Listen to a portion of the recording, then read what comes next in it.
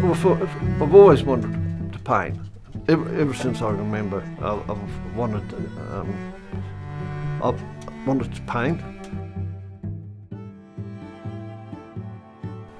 I was exposed to art at a really young age because my father painted, and he used to buy all the latest New Zealand art books, and that's where I got exposed to people like Douglas Babcock and Austin Deans and Colin Wheeler and all these artists at an early age. But I remember Dad buying me a set of oil paints when I was about 8 years old. So I sort of painted, I started painting at that age, and then at school I had a fantastic art teacher. It was Patricia Wilson. She was really well known down in Southland. She did a lot of sculptural work around the Carg, which is still there. And so she was a great inspiration to me.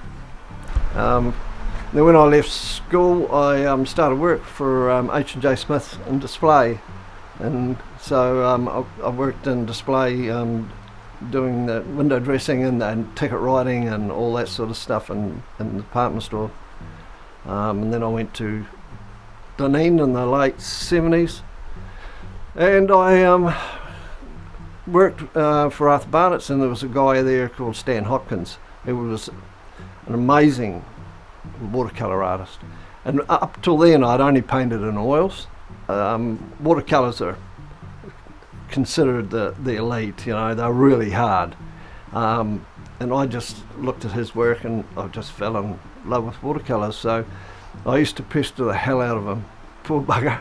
I used to, in morning teas I'd go and sit with them in the cafe so I could ask him questions. Then lunchtime I used to traipse around and try and get as much information off him as I could. And then I started doing a part-time watercolour class at Otago Polytech, and the tutor then was a man called Roy Dickerson, he was an Englishman, and he was a very traditional watercolourist.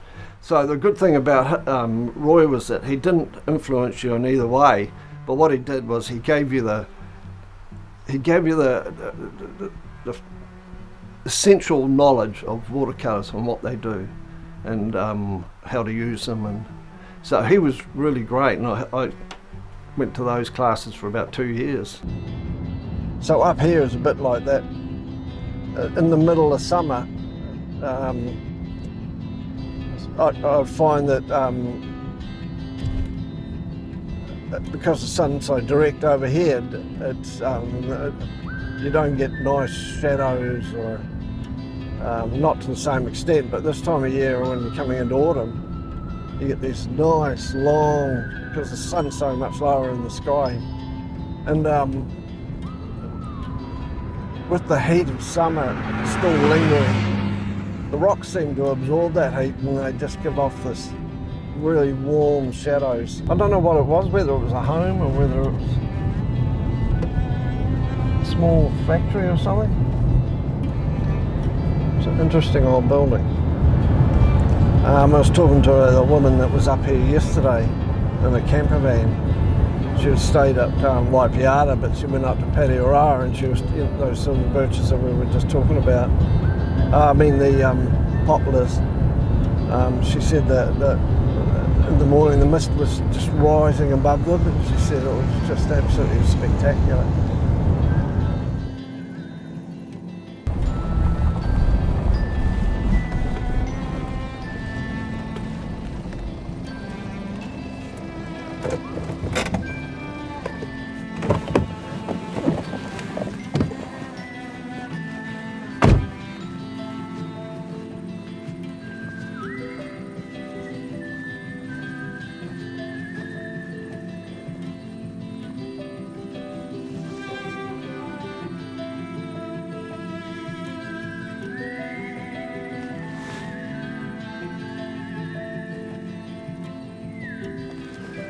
Yep, I can see a painting there.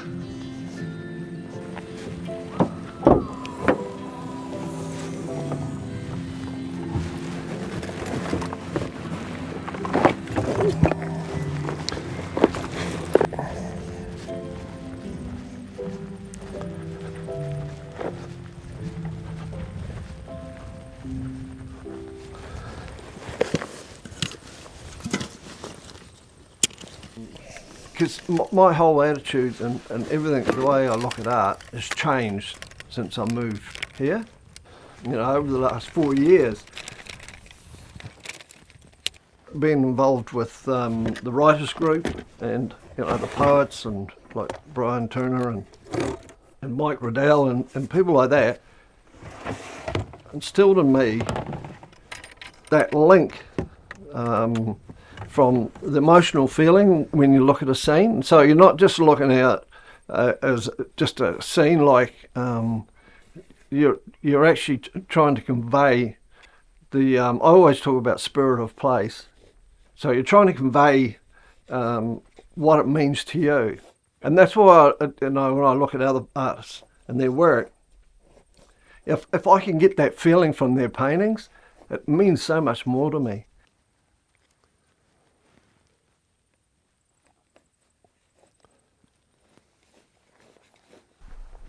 What I like to see in a painting is a reflection of a person's personality. That's about all the drawing I need. Try to minimise the amount of drawing on the paper.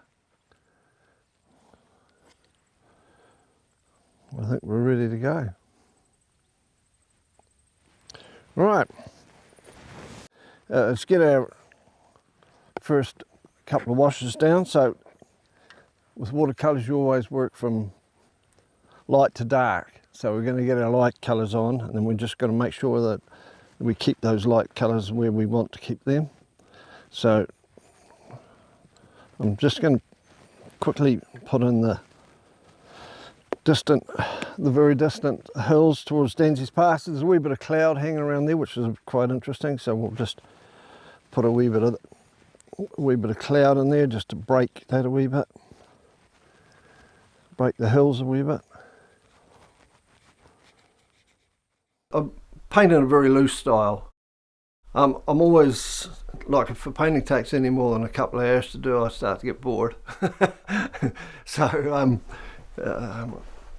I developed a style where I can paint reasonably quickly.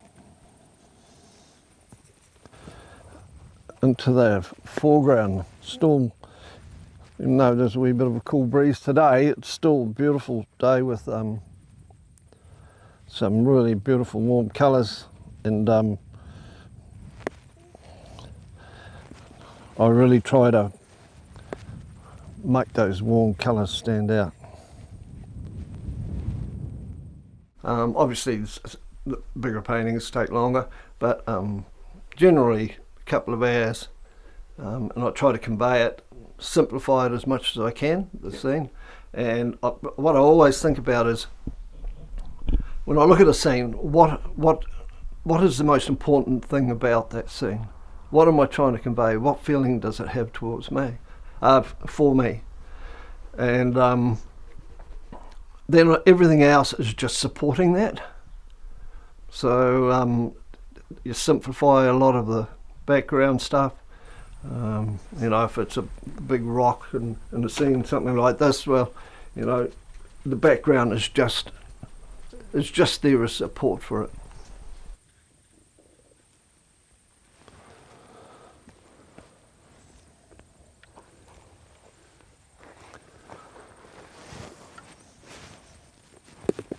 I used to have this shed. It was about 3 metres square.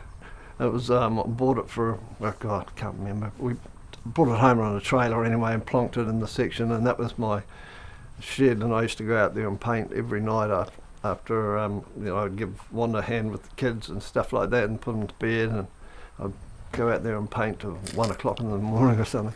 And I used to get so frustrated, you know, and of course buying watercolour paper was so expensive for me in those days. So a piece of watercolour paper was so precious, and then I would stuff it up, and then I'd paint on the other side, and I'd stuff it up, and I used to get really frustrated and angry with myself, and then I'd have a bonfire and I'd burn them all, and I can just remember the frustration. But what I learned later on was that that was the wrong attitude to have when I went to paint. So what I started doing was I get cheaper paper, just Bockingford pads and stuff like that, and I used to paint on those. And because I could go, well, I've got another 12 sheets in the pad, it doesn't really matter. And as soon as I had that attitude and I was more relaxed about it and wasn't getting uptight, I actually started producing decent work, you know, and it was, I mean, looking back on it now, it was pretty cruddy stuff, but at least I made progress. And then I realised that, you know, just being uptight, being concerned about wasting a sheet of paper was doing more damage than good. So, you know, learning to relax, you know, just realise that there's going to be another piece of paper, there's going to be another day. You'll actually make more progress with that attitude. Really good. So which way do you head? Up this way? Yeah, just go up there, yeah. And then it winds through those willows and then like kind of wrap up there and come straight across the paddock. Oh, okay. Yeah. Oh, sweet. Yeah. All right. There we go, a little bit of sunshine. It's lovely. Right on. It's lovely, lad. Right on, Josephine. Was getting all dressed up and that, and she turns around and looks at him, and he goes, "What? What?" She goes, "Are you going dressed like that?"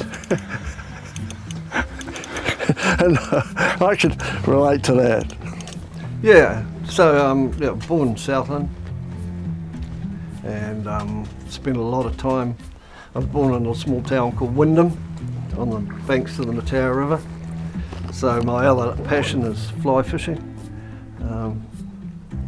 and a lot of my holidays used to be at Cattle Flat, and I spent a bit of time last year up there painting.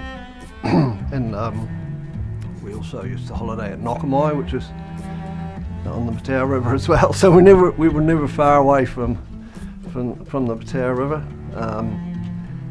And then, of course, when I was working, I started in Gore, but I ended up most of my time in Dunedin, working for Lion. And it's good to have good gear, and there's no two ways about it. Now I've got you know, brushes like this, which, you know, is $150 or something, and that's a really top quality brush. But then I've got one brush here that, well, there's two brushes here. These I've had these two brushes probably just about all of my painting career. That one there, you can see it's so worn and round, and I've got it taped up because it keeps falling to pieces. But that brush there I use for the majority of my painting because it's a nice great big brush that holds a great big wash. That's my father's brush. It was his ticket writing brush when he had his shop, and he used to do the signs, but like Arkwright's store, and he used to do the signs, and that's a pure sable, you know, very expensive brush, but it's be 40 years old, and I use it now and again, and I mainly carry it because it's my father's, and I've got that taped up as well.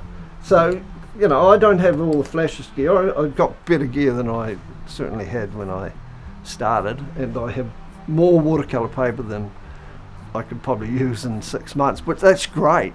It's actually a good feeling having all that watercolor paper because you're not worried.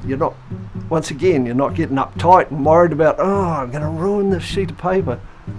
So I always make sure I have heaps of paper, heaps of paint, and I have my old faithful brushes with me.